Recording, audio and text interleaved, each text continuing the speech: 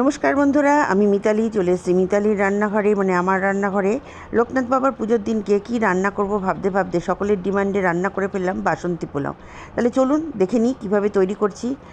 আমি 1 কাপ সাদা তেলের মধ্যে 1 চামচ ঘি এখানে ব্যবহার করেছি, আর তার মধ্যে দিয়ে দিয়েছি গরম মশলা, এলাচ, লবঙ্গ, দারচিনি। এলাচগুলোকে অবশ্যই ফাটিয়ে দেবেন। আর তার মধ্যে দিয়েছি তেজপাতা। এবার গোবিন্দভোগ চালটা ঝেড়ে বেছে পরিষ্কার করে একটু ভেজা ন্যাকড়া দিয়ে পুছে নিয়ে দিয়ে দিয়েছি কড়াইতে ভাজার জন্য। ভালো করে চালটা ভাজা ভাজা হয়ে যাবে, দেখবেন চালের রঙটা একটু পাল্টে যাবে। ওর মধ্যে দিয়ে দিয়েছি কিশমিশ। কিশমিশটা আগে দিইনি, কারণ কিশমিশটা আগে দিলে পুড়ে যাবে, সেই জন্য আমি চালের সঙ্গে কিশমিশটাকে ভেজে নিচ্ছি। এরপর আমি দিয়ে দিলাম কিছুটা ফুড কালার দিয়ে একটু ভালো করে নেড়েচেড়ে ভেজে নিচ্ছি।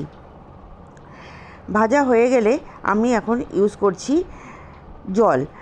আমি এখানে 3 বাটি চাল নিয়েছিলাম, যে মেজারমেন্ট বাটির, সেই বাটির 5 বাটি আমি এখানে জল ইউজ করছি, কারণ আমি 1 বাটি দুধ ইউজ করব। তো আমি জলটা দিয়ে দিলাম। এরপর আমি এর মধ্যে দিয়ে দেব নুন, পরিমাণ মতো, স্বাদ মতো নুন দেবেন। আমি এখানে আমার পরিমাণ মতো 2 চা চামচ নুন আমি এখানে ব্যবহার করলাম। এবার একটু ভালো করে নুনটা জলের মধ্যে মিশিয়ে দিচ্ছি, দিয়ে এবার আমি ঢাকা দিয়ে দিচ্ছি।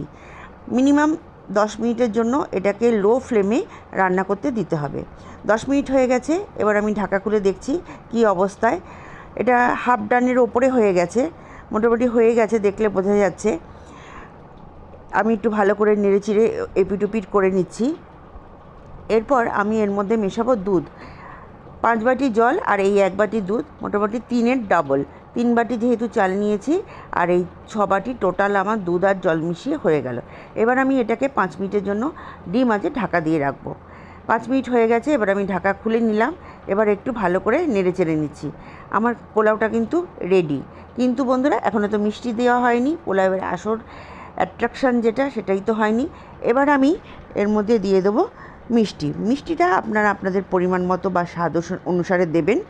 আমি এখানে 1 মুঠ মতো মিষ্টি দিয়েছি, বলতে পারেন হাফ বাটি, যে মেজারমেন্ট বাটির আমি চালটা নিয়েছি তার হাফ বাটি আমি এখানে মিষ্টি ব্যবহার করেছি।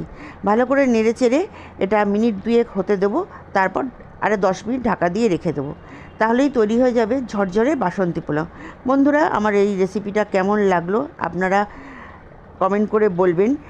ভালো লাগলে অবশ্যই লাইক করবেন, শেয়ার করবেন। আমার চ্যানেলটা সাবস্ক্রাইব করা না থাকলে অবশ্যই সাবস্ক্রাইব করে নেবেন, বেল আইকনটা ক্লিক করবেন। আমি যখনই নতুন রেসিপি আপলোড করব আপনাদের কাছে জলদি পৌঁছে যাবে। Thank you.